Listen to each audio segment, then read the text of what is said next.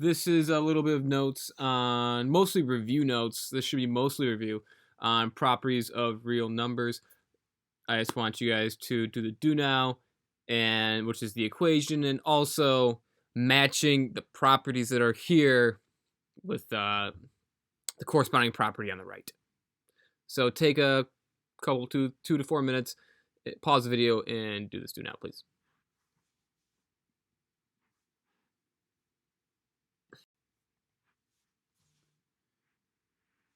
The reason we have this equation on top is because we're actually going to be doing a lot of the properties in this equation that we're going to be going over today. So, first step, we want to simplify each side of the equation. So I'm going to look at my left side first, just because we read left to right. I can distribute this 5 inside the parentheses, so that would be 6. And then when we distribute that in there, that would be 6 plus, we do 5 times 7, and then 5 times 2x. So it gets multiplied by that. So it'll be 5 times 7 plus 5 times 2x, because it gets distributed to everything inside the parentheses. And on the right, can't simplify any of that anymore. That'll be 8x minus 13. So let's continue simplifying that left. Think PEMDAS. We couldn't do anything inside the parentheses. There's no exponents. We just multiplied. We got to continue to simplify the multiplication. So that would be 6. 5 times 7 would be 35.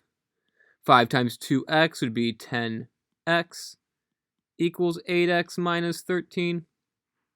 Now I can further simplify that left by combining like terms. So 6 plus 35, that would make 41 plus 10x equals 8x minus 13.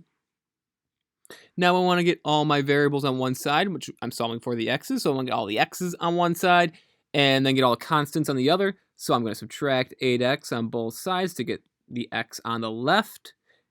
And it's always better if you keep the x positive. It leaves less room for error when we go about solving this, because you might forget to write if our x coefficient was negative at the end. You might forget to write that. So I always try and make our coefficient positive with the variable that we're solving for.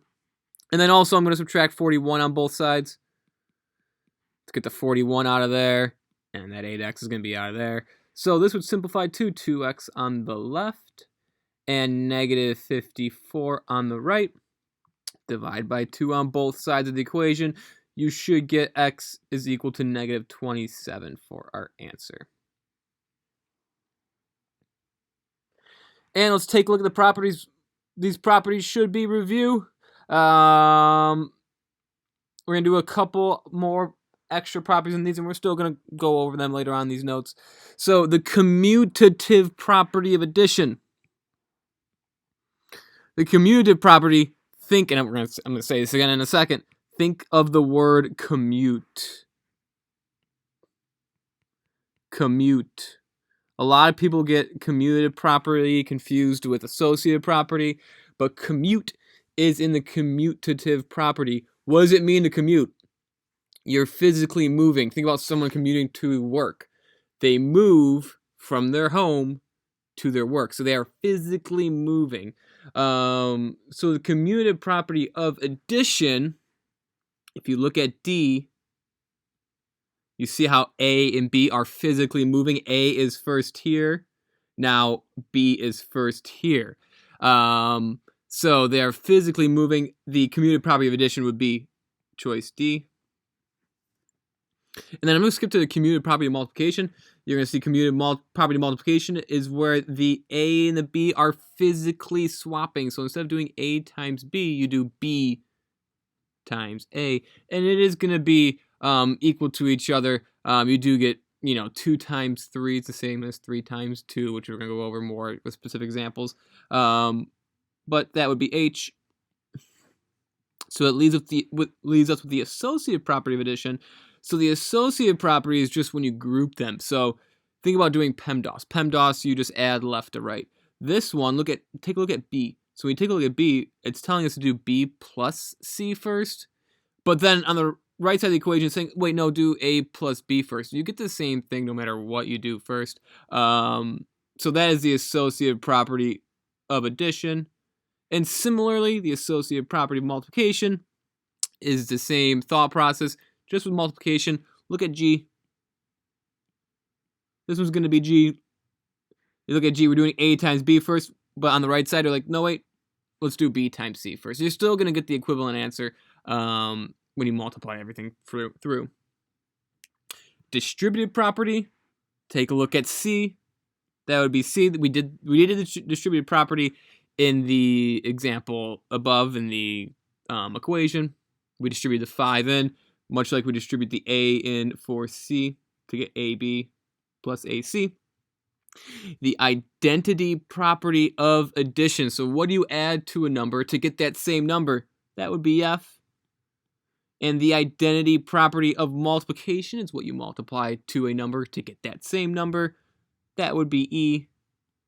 And last but not least, zero property of multiplication is just anything times 0 equals 0. So that would be A. So what should I know by the end of today? We're going to be going over all the properties. So we just went over some of them. We'll go a little bit more in depth in them. So commutative property, give examples, associative, distributive, identity. We didn't do the inverse property yet, 0, and then the addition property of equality along with the subtraction, multiplication, and division property of equality. So those are all the properties we're going over today. Let's go to the next page. Properties of real numbers. So we're going to go more into the properties we just matched, and we're also going to add a couple, more than a couple. But so let's look at the commutative property. And like I said when we did the matching, think to commute. That is in the commutative property. So a lot of students, they get confused between commutative and associative, and I'd always say the best way to remember what the difference between the commutative property and the associative property is the word commute inside commutative. So if you commute to work, you are physically moving from your home to your work location. So think about you are physically moving. In this case, since it's math, we're physically moving. Guess what we're physically moving? Numbers or values.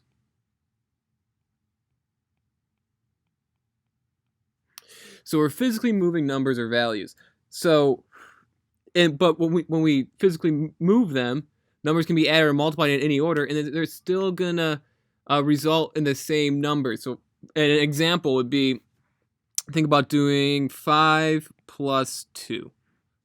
What is 5 plus 2? That's equal to 7. Does it matter if we do 2 plus 5? No, we still get 7. So that is the commutative property of addition. So that would be 5 plus 2 is equal to 2 plus 5. And then I'm always going to do another generalization rule. So no matter what we have, pretend like we don't have 5 and 2. We don't know what we have. Let's just say we have A and B. A plus B is going to equal B plus A.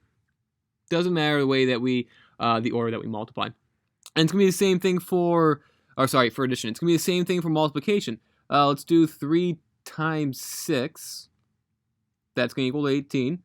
But wait, let's say we did 6 times 3 first. That's still 18, no matter how we write that. So 3 times 6 is going to be equal to 6 times 3. And the generalized equation for that is A times B, or you can do X times Y, is equal to B times A, or maybe Y times X. Any way you write it, it's just you're changing the order of multiplication or addition, and you're just getting the same thing. So number 2, the associative property is you add or multiply regardless of how the numbers are grouped. So let's take a look at... Let's look at 3 numbers. We'll look at 2 plus 3 plus 4. And over here, I'm going to look at 2 plus 3 plus 4. But we're going to group them differently both times. So here, for the first one, I'm going to say, oh, you have to do 2 plus 3 first. But for the second one, wait, back it up. Let's do 3 plus 4 first. So you're going to see no matter how what we do first, for addition, we're always going to get the same answer. So 2 plus 3 is 5, then 5 plus 4 is 9. But the right one tells us to do 3 plus 4 first, which is 7. 7 plus 2 is 9. So that means no matter the order we add up our numbers,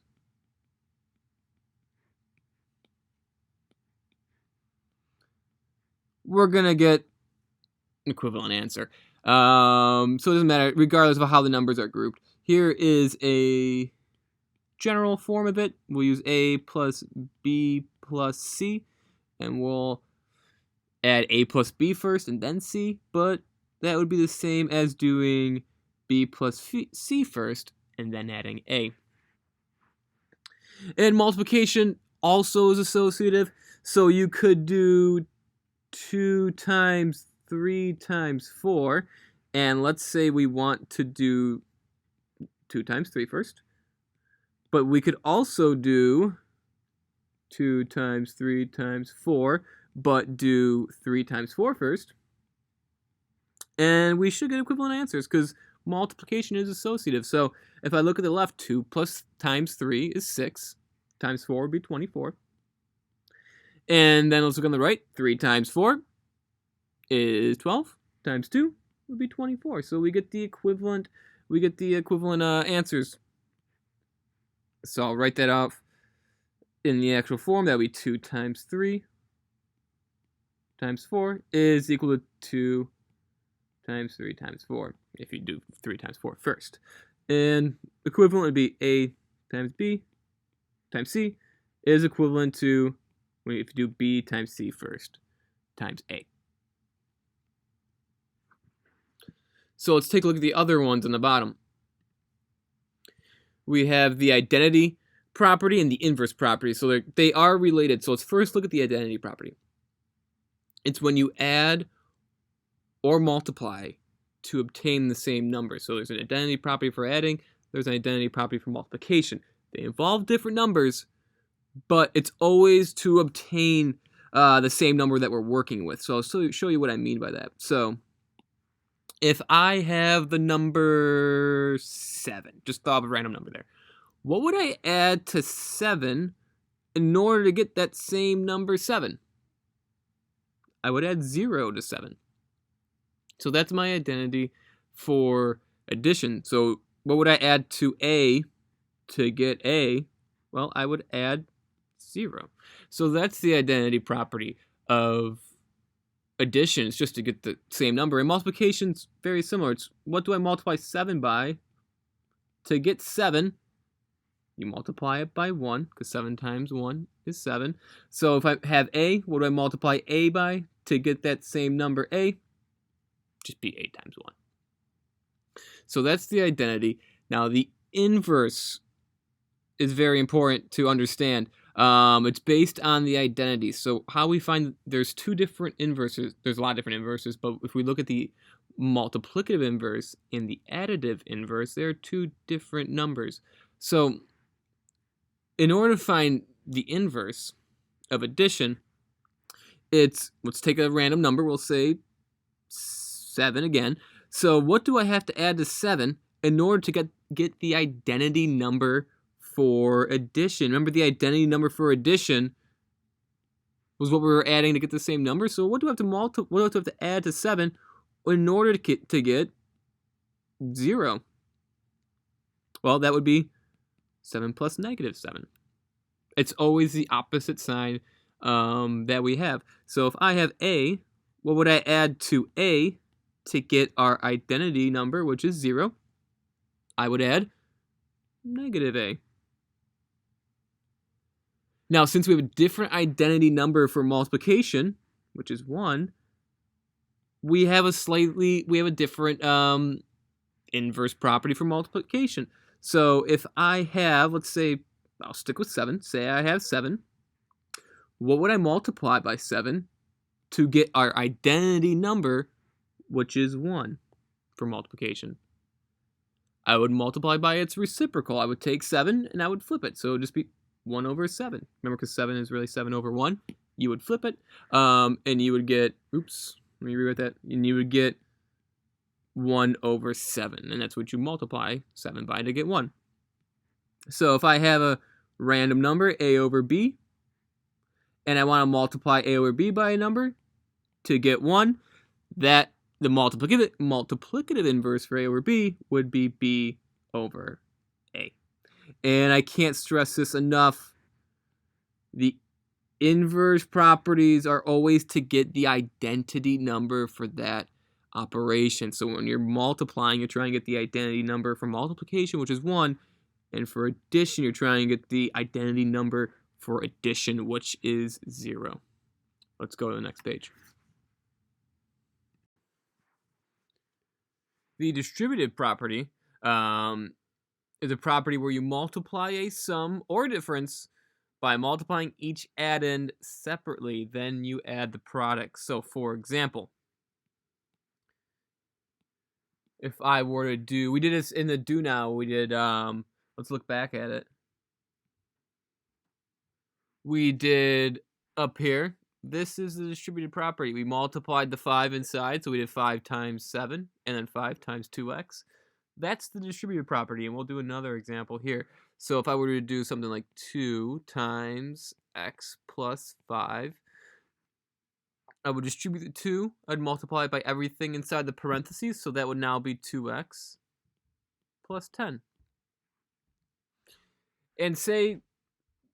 And we can't add those two because they're not unlike terms. We can't add 2x and 10, so we would just keep it as 2x plus 10. But say we did have like terms on the inside, so say we had 2 and then, I don't know, 3 plus 5. What you could do for the distributed property is multiply on the inside here, so that would be 6 plus 10. And then you can add them together since they're like terms and get 16. But most often, you're going to see this is going to be the way we're going to be doing the distributed property. The zero property, this was in the do now, is you're multiplying any value by 0 that gives you a product of 0. So say we have random number 11 times 0. That's just going to give you 0. Any number, so say we have negative 7. Even though it's negative, you multiply that by 0 and you get 0. So any number a times 0 is just going to be equal to 0. The addition property of equality, you add the same quantity to both sides of the equation. This is when we're solving for x. Once again, you probably have done this thousands of times. So here's an example. We have x minus 3 equals 10. In order to solve for x, we have to add 3 on both sides. This right here, the adding of 3 on both sides, is the addition property of equality. Since we're adding it on both sides, it's going to be an equivalent equation, and that would just be x equals 13. And then subtraction, you could probably guess the subtraction property of equality. Let's say instead it was x plus 3 equals 10. When we solve for x and we subtract 3 on both sides, that is when we do the subtraction property of equality, so x would equal 7. When you subtract the same quantity to both sides of the equation. And you probably guessed it, there's a multiplication one and there's also a division one. So a multiplication one is when you multiply on both sides of the equation. So that would be something like x over 4 equals 11. Here, in order to get x by itself, we have to multiply both sides by 4. These 4's end up canceling. But that multiplying by 4 on both sides is a multiplication property of equality. You will get x equal to 44.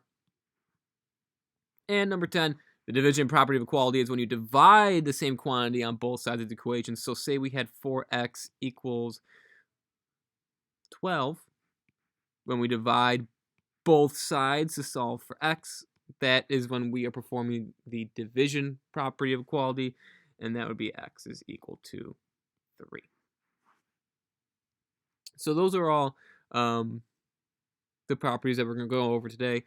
On the next page, I just want you guys to take, 2 to 5 minutes, do 1, 2, 3, and 4, and we'll go over them once you're done. So pause the video if you haven't.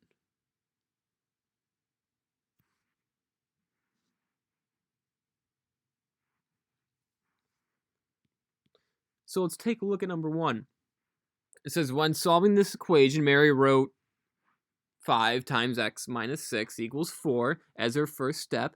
Which property justifies her first step? So when I look at this, what's changing in our equation? Well, we had a plus 5 here that is no longer here. So what is Mary doing in order to have that happen? She's subtracting 5 on both sides of the equation. And 9 minus 5 is 4. So that would be 1, the subtraction property of equality. Let's take a look at 2. Bianca's solving this equation. What property did Bianca use to obtain step 1? Well, nothing's changing on the right, but look what's changing on the left. So how is Bianca getting from 3 times 7x squared minus 10 to 21x squared minus 30? Well, she's multiplying the 3 inside. So that is the distributive property of multiplication over subtraction. Number 3, it's important to note the given here. Given the square is not equal to 0, then upside down triangle times the square is equal to square. It is an example of what? We're not grouping anything differently. It's not equal to 0, so it's not going to be 0. So it's the inverse or the identity property. Take a look at this. We're multiplying the upside down triangle by the square and getting the square. So we're multiplying the square by some value, which is the upside down triangle, to get the square. That's going to be the identity property. We're multiplying a number by another number to get that same number. And number 4, when solving for the value of x in this equation, Guillermo wrote the lines on the paper. Between which 2 lines did Guillermo make a mistake using a property that results into an incorrect answer? So let's take a look. Line 1, he's just rewriting the answer here, so he's good so far. He's rewriting the question, the equation. Line 2, looks like he subtracted 5 on both sides. Did he do that correctly? Yes. Line 3, it looks like he distributed. So he brought that negative 5 in to make negative 15x squared. Good. Negative 5 times negative 9. Negative times negative should be a positive, not a minus 45, not a negative 45. So he made that error between lines 2 and 3. So it would be choice 2. That's it for these notes. There is classwork. Oh, there's the success criteria. Make sure you can explain each of the properties and give a necessary amount of examples. And then there is the classwork and more practice in the homework. That's it.